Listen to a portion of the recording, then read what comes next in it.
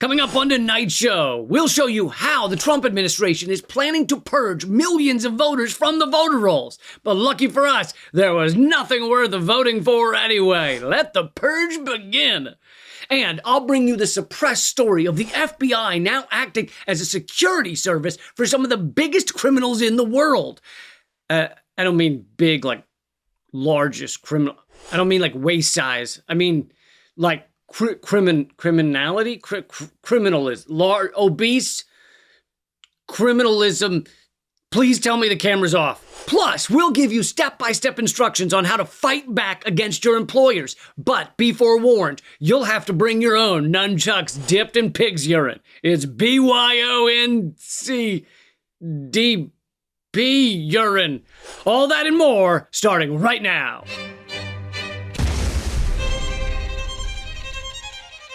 Welcome to Unredacted Tonight. I'm the most censored comedian in America, Lee Camp. I think we all knew it was only a matter of time before the spray-on Tanner sack of droopy flesh we love and call the president went after our frightened, flaccid election system. But that's part of the problem. Before Trump even gets going, our elections are already a dumpster fire. There are 3-card money games on the streets of Bucharest happening right now that are more legitimate and reliable than U.S. elections. And after playing them, you feel better about yourself. You do, than voting, at least.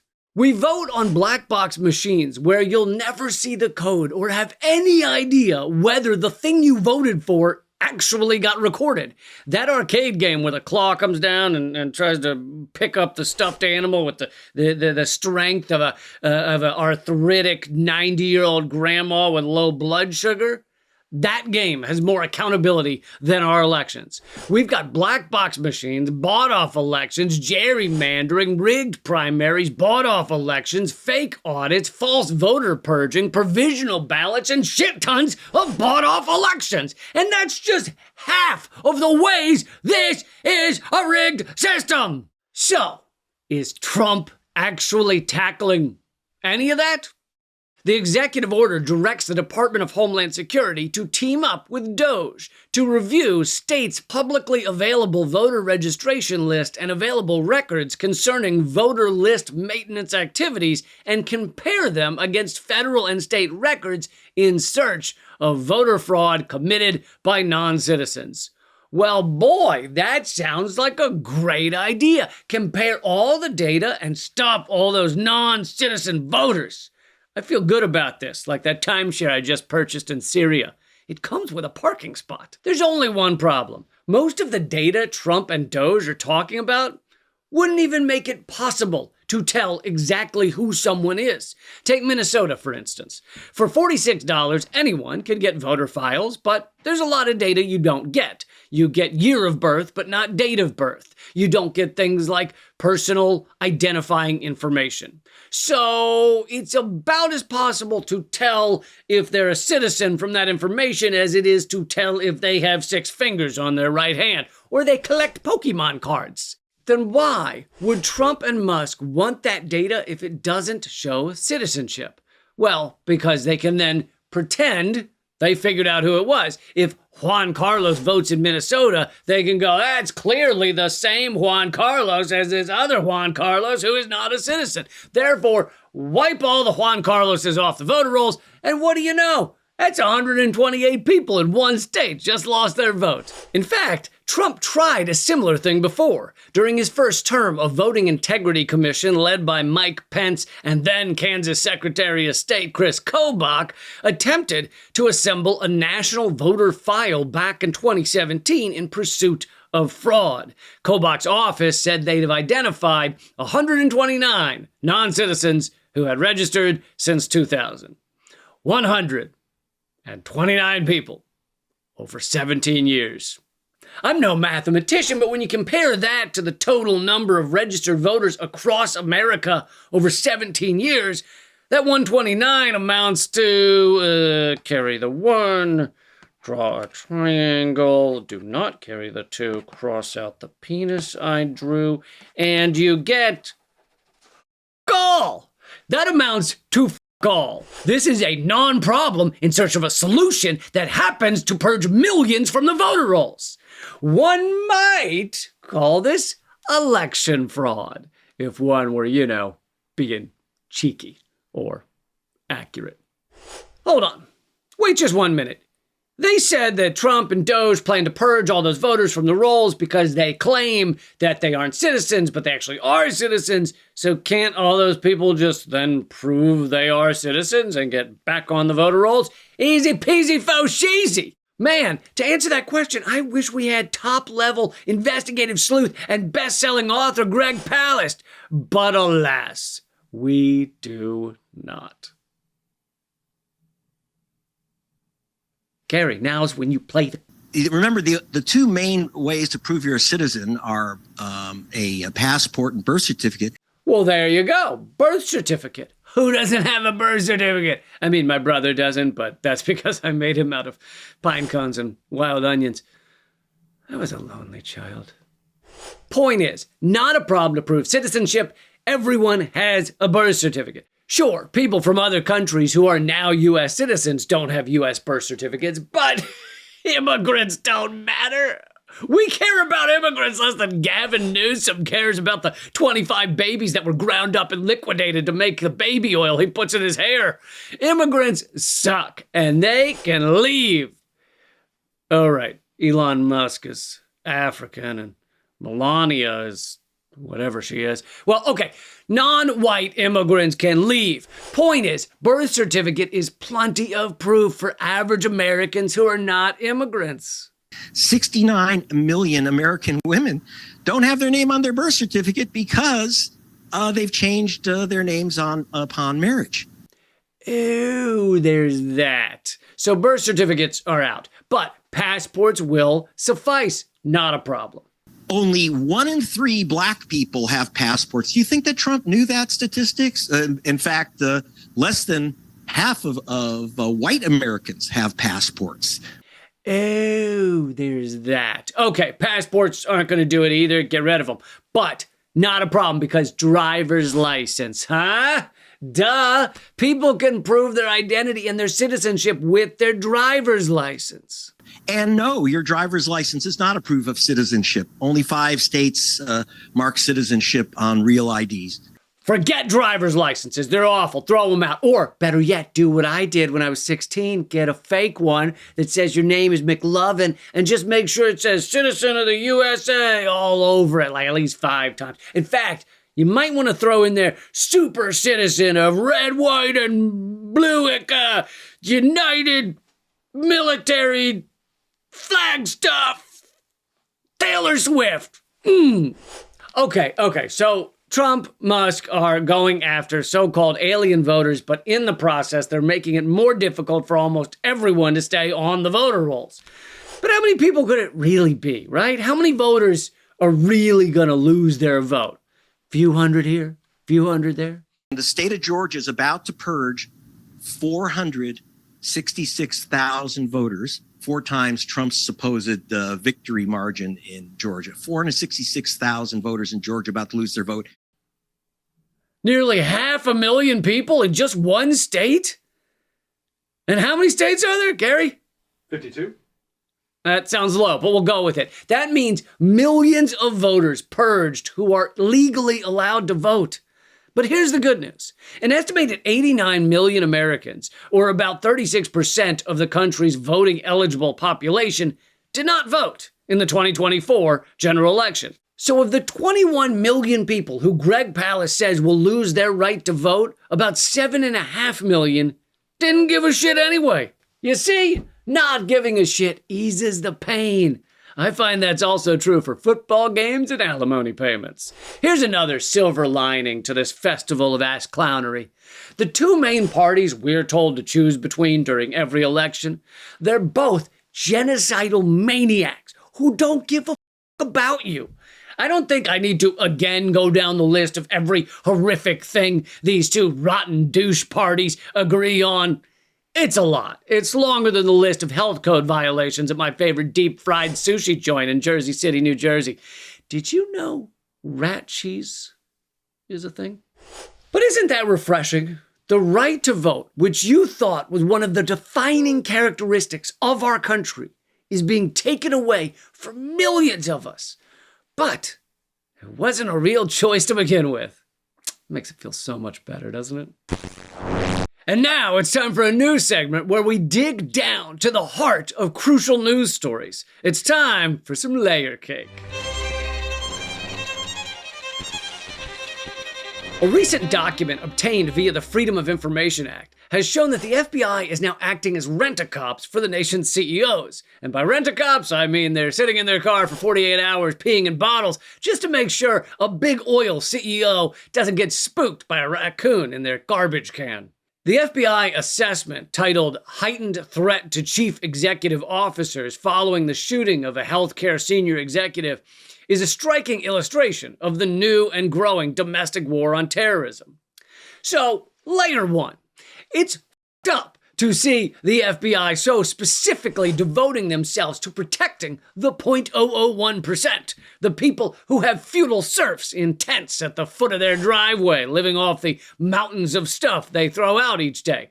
The people who have private jets to pick up their kids at school and only once a week accidentally suck a 6-year-old straight off the monkey bars into the jet engine. Layer two.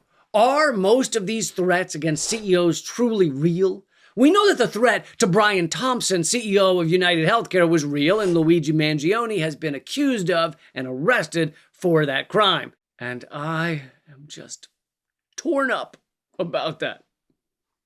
Do I mean torn up about the death of Brian Thompson or the imprisonment of Luigi? Let's move on. Outside of that one case, how real are these threats? There are statements from top Trump officials seeking to label growing outrage against corporations as terrorism. Outrage is not terrorism unless, wait for it, it involves terrorism. Being outraged is our goddamn right as Americans. I'm outraged at all kinds of things. I'm outraged at trying to figure out my password for sky miles on an airline I haven't flown on in 15 years. I'm outraged at how bad vegan eggs are and how annoying small dogs are and how dental insurance is a scam, but then the second you don't have it, you get a dental bill for $7,000. Are now and laters not meant to be eaten by humans? Because if they're not, tell me now, okay? Or later. But most of all, I'm outraged by our government trying to ban outrage. Outrage is our right, and you can have it when you pry it from my cold, dead id. Put that up your pipe and smoke it, Sigmund Freud. And yes, he did have a pipe, which should make it easier than trying to find a pipe. In this report about the huge spike in threats to CEOs, the FBI showed a tweet that said in response to a photo of a big Christmas lights display in Texas, I'll blank the CEO of Con Edison before I pay that light bill.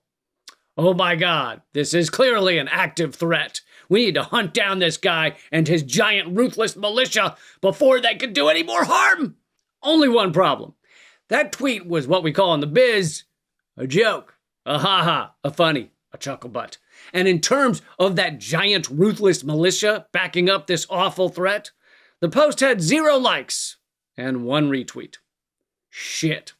Looks like this joke brigade is not really getting off the ground, but it's definitely worth a heightened threat assessment from the FBI that is following around the richest CEOs in the country like they're gold diggers trying to get a date. I meant male or female gold diggers, okay? And male or female CEOs, okay?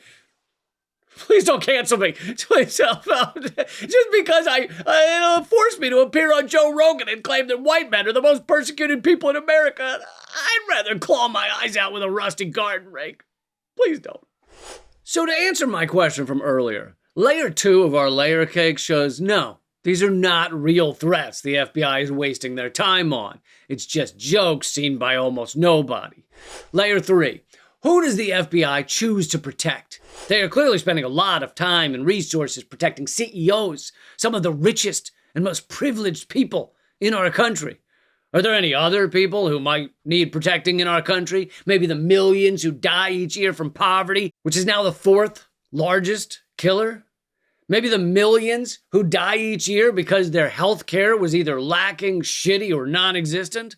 Maybe the millions who die each year because of corporate greed in one form or another. Is the FBI freaking out about those millions of people? Are they sleeping in their cars outside the home of a guy who lost his health care and then found out he had cancer of the ears the next day? Are they quietly weeping into their pee bottles? No, I think not. They're busy making sure the billionaire head of Bank of America doesn't have to wake up to a dick and balls spray painted on his Tesla, or a dead bird rubbed up against the side of his infinity pool, or some toilet paper totally ruining the look of his freshly waxed helicopter. When you get down to layer 3, you see the FBI doesn't care about the health and happiness of the vast majority of Americans. 90% of the time, they're there to protect the elite.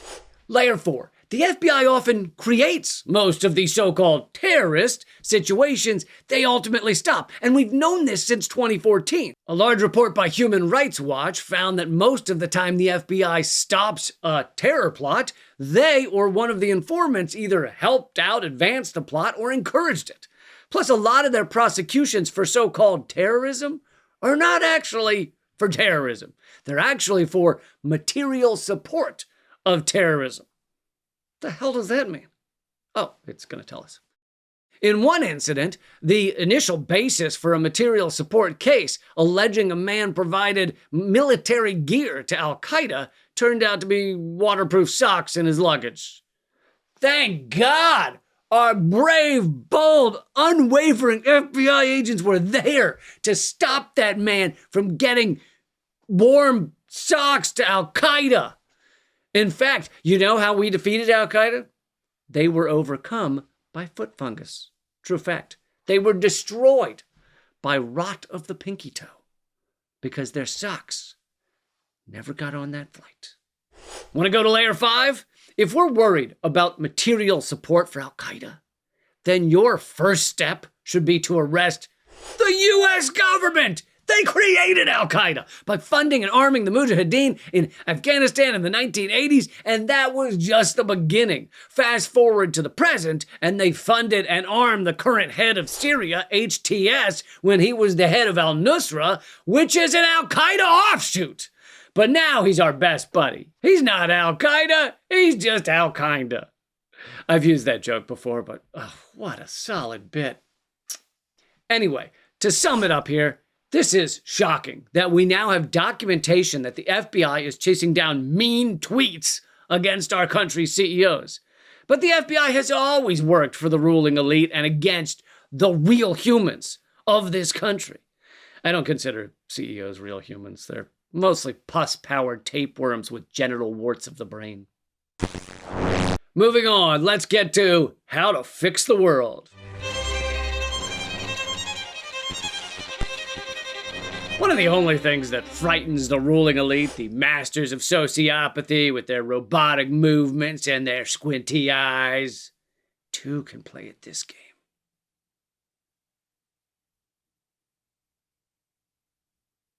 One of the only things they fear is when the workers unite against them. That's nightmare stuff to them. To them, that's like being forced to watch an entire Bert Kreischer comedy hour. So whatever you do, do not organize a union in your workplace, because that would upset the bosses very much, and we definitely do not want to do that. They are the titans of industry. They have enough on their plates, like filet mignon and toasted panda bear eyeballs. Too chewy, I find. So here are the steps you should not follow to not organize a union and not fight back against the ruling elite. Do not. Step 1, to not do. Talk to your coworkers. I know that might be hard for some of them, especially Nancy with the cats who are always sick and she always needs your help diagnosing them. I don't know why a cat would hide behind the potted plants, Nancy. I don't know. But still, it's worth the hassle. I mean, it's not worth the hassle. Don't do it. Absolutely not. Don't discuss workplace issues like wages, benefits, your manager Derek with his hands that wander more than Moses in the desert, and workplace conditions like how the coffee pot always smells a little like cooked human flesh. Why is that? Does it have to do with Peter who works in the copy room? Quietly gauge their interest in forming a union, or rather, don't. Step 2, to not do. Build an organizing committee and connect with other union organizers. Contact other unions in your industry so they can help you through the process. Like if you work at Starbucks, reach out to other union reps in the service and genocide funding industry. Or if you work at Amazon, reach out to other union folks who have also been kidnapped and locked in a warehouse until they successfully earned their freedom by mailing 100,000 shoes and dildos to bored Americans. Union organizers can provide resources, answer questions, and help develop a strategy to not follow. Step 3, to not do. Know your rights, or rather don't. Or if you learn them, then forget them, like I do with every single person's name I've ever met. I don't know what that is. Whenever someone I'm meeting says their name, I just hear, "Nice to meet you,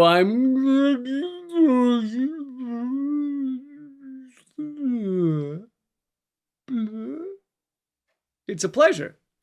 Anyway, educate yourself and your coworkers about your rights under the National Labor Relations Act, which protects the union activities you totally aren't involved in. Step 4, to not do. Sign union support cards. Gather signed authorization cards from a majority of employees to demonstrate support for unionization. Of course, cards are just the traditional path. You can also collect signed bags of collected scabs to demonstrate your love of management, signed Molotov cocktails to demonstrate your love of management, or signed pieces of the boss's car that happen to have all fallen off all today. Step 5, to definitely not do. File for an election. Submit the cards or car parts to the National Labor Relations Board, NLRB, to request a union election. Continue campaigning during this period. Keep it up, or rather don't. You stop that.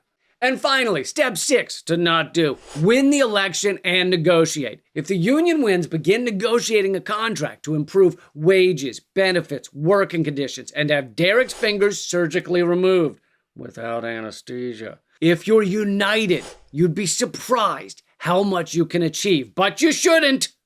Also, Donald Trump, upon taking office, immediately made the unprecedented move of firing one of the members of the National Labor Review Board. This decision leaves the NLRB without quorum and severely limits its ability to function. But don't let that get you down. A severely limited ability to function is what this country runs on. As President John F. Kennedy Jr. once said, "We do not do these things because they are easy. We don't do them because we have a severely limited ability to function." God bless America. And here are your headlines from the future. Coming up next week, Pete Hegseth accidentally tells Maxim reporter that the biggest thrill of his job is snorting coke off of highly classified documents. And in 3 weeks, you'll read, defunded public schools now just asking Congress if they can have a few Tomahawk missiles to resell on the black market. And in June, you'll read, China not sure how to react to the US government taking itself apart. And coming at the beginning of August, we'll find out Melania Trump's somewhat surprised no one has noticed she's been in ICE custody since 2019. That's the show. But before you go, this show is completely viewer supported. Become a member with all kinds of perks for $6 a month at leecamp.net, my locals page, or patreon.com/leecamp. You'll get my ebook, Dangerous Ideas, and other exclusive segments. It really is just, it's awesome. It's just cool. Just do it. Like, why would you just do it? Also, please join the free email list by texting the word unredacted to 33777 inside the US, and share this episode with your friends and enemies. We can only keep going with your help. Until next time, remember, the revolution will have laughter. Keep fighting.